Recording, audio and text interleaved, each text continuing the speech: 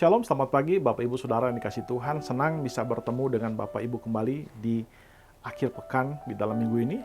Dan saudara, sebelum kita melanjutkan aktivitas kita hari ini, kita akan merenungkan firman Tuhan terlebih dahulu. Renungan pagi hari ini terambil dari Kejadian pasal 12 ayat 7-9. Itu merupakan bagian dari perikop tentang panggilan Abram atau panggilan Abraham. Saya akan bacakan bagian firman Tuhan ini bagi Bapak Ibu Saudara sekalian. Kejadian pasal 12 ayat 7-9. Ketika itu Tuhan menampakkan diri kepada Abram dan berfirman, "Aku akan memberikan negeri ini kepada keturunanmu." Lalu di situ ia mendirikan mezbah Tuhan yang telah menampakkan diri kepadanya. Kemudian dari situ ia pindah ke pegunungan di sebelah timur Betel. Ia memasang kemahnya di antara Betel di sebelah barat dan Ai di sebelah timur. Lalu di situ ia mendirikan mezbah bagi Tuhan dan memanggil nama Tuhan. Sesudah itu Abram berangkat dan berjalan terus ke tanah Negeb. Saudara yang dikasihi Tuhan, di dalam perikop yang baru saja kita baca ini bicara tentang bagaimana Abram berusaha untuk mencapai atau berjalan menuju kepada negeri yang dijanjikan Tuhan. Saudara, dari kisah ini atau pembacaan yang singkat ini kita melihat ada kurang lebih ada tiga tempat yang kemudian disebutkan di sini. Ada Sikem, ada Betel, dan juga ada Negeb. Dan saudara, kalau kita lihat begini, Abraham dia berjalan dari satu kota ke kota yang lain, dan kita lihat bagaimana dia percaya bahwa Allah menyertai dia, dan memang pada saat itu Allah menampakkan diri kepada dia, dan dia kemudian dikatakan di situ membangun mezbah bagi Tuhan. Saudara, berbicara tentang Allah yang menyertai Abraham dari satu tempat ke tempat yang lain, pada zaman itu merupakan sesuatu yang tidak biasa. Karena Allah pada zaman itu, mereka percaya sebagai Allah yang bersifat teritorial. Artinya dewa-dewa pada zaman itu hanya berkuasa di lingkup mereka saja. Dewa Mesir hanya berkuasa di Mesir, dewa Babilonia hanya berkuasa di Babilonia, dan dewa Persia di Persia, dan begitu seterusnya. Jarang sekali orang menemukan Allah yang bersifat lebih melampaui batas-batas teritorialnya. Dia bisa berkuasa di mana saja. Dan karena itu ketika kita melihat atau membaca Abraham dengan cara pandang kita hari ini, tentu bagi kita tidak aneh. Karena sekarang banyak sekali agama-agama monoteistik yang percaya bahwa Allah itu dia berada di seluruh tempat, ya di mana saja Allah bisa berada. Tapi pada zaman itu, di mana zaman dunia dikuasai oleh banyak politeisme atau percaya kepada banyak dewa, mereka percaya bahwa dewa-dewa itu berkuasa hanya dalam teritorial tertentu. Karena itu kalau kita melihat sikap Abraham, ini merupakan sesuatu yang sangat luar biasa, iman yang sangat luar biasa. Karena iman Abraham itu berbicara tentang sesuatu yang di luar batas-batas cara berpikir orang pada zaman itu. Dia percaya kepada Allah yang bisa melewati intrateritorial, dia bisa melewati batas-batas teritorial itu. Dan ini merupakan sesuatu yang sangat luar biasa. Kemudian saudara, satu hal lagi yang menarik dari Abram adalah Abram tidak pernah menetap lama di negeri-negeri asing. Dikatakan di sana dia menetap sebentar, lalu dia pergi lagi ke satu tempat, lalu dia pergi lagi ke tempat yang lain. Ia segera berangkat menuju negeri yang dijanjikan Allah kepadanya. Kenapa? Karena Abraham memiliki visi yang jelas di dalam hidupnya. Ia tahu dia harus pergi ke tempat yang ditunjukkan oleh Allah, dan dia tetap mengikuti petunjuk itu. Dan ini merupakan sesuatu hal yang baik bagi kita. Saudara, sebagai orang Kristen, kita pun seringkali mengalami situasi seperti itu. Ada situasi berubah dari satu perubahan ke perubahan yang lain.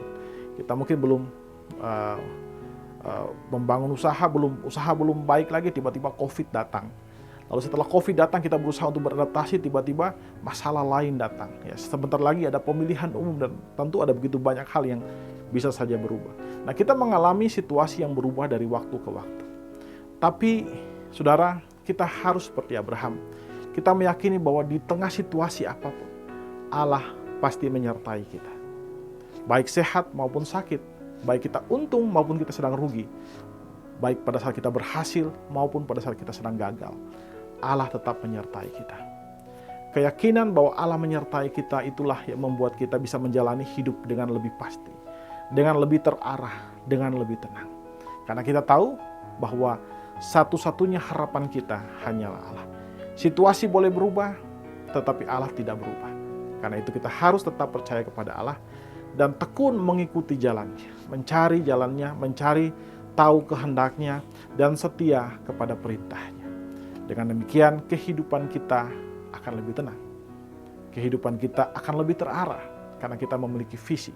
Sama seperti dengan Abraham, bapa leluhur iman kita. Dia memiliki visi yang tajam tentang kehidupannya dan dia menjalani visi itu dengan baik. Demikian juga kita. Kita pun harus memiliki visi yang tajam, visi yang terang itu kepada Allah, dan kehidupan kita harus terarah kepada visi itu. Amin.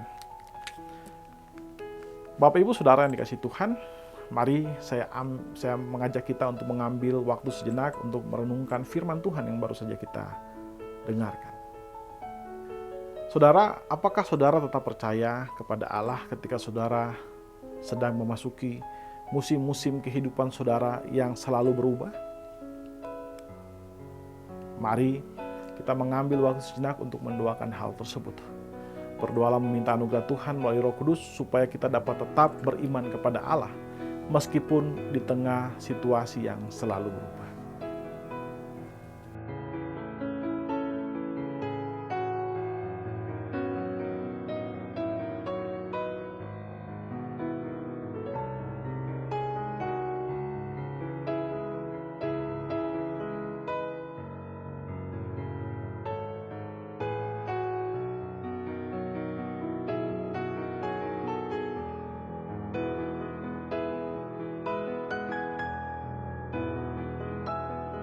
Saudara, hendaklah kita selalu percaya kepada pemeliharaan Allah.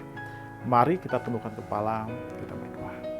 Ya Tuhan Allah Bapa kami bersyukur buat kasih dan setiamu kepada kami. Terima kasih jika Engkau memberikan kepada kami kesempatan untuk bisa menikmati hari ini. Kami percaya itu hanya karena anugerah-Mu. Terima kasih juga Engkau sudah mengingatkan kami melalui firman-Mu bahwa kami harus tetap percaya kepada Engkau. Engkau Allah yang mengatasi segala situasi. Engkau Allah yang ada di mana saja. Kemanapun kami pergi, dimanapun kami berada, dalam situasi apapun kami akan memasukinya.